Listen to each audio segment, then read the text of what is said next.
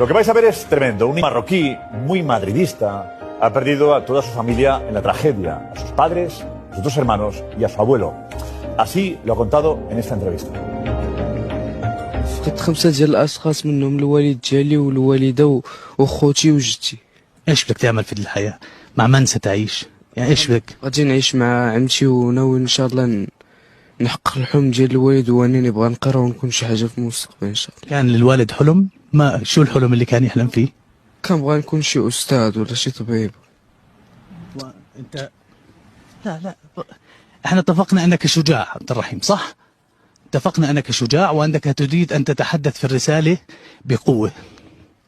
وانا طبعا اعذر مشاعرك ولكن ايش الطموح الذي تنوي ان تصل اليه؟ المشاهدين يسمعوك.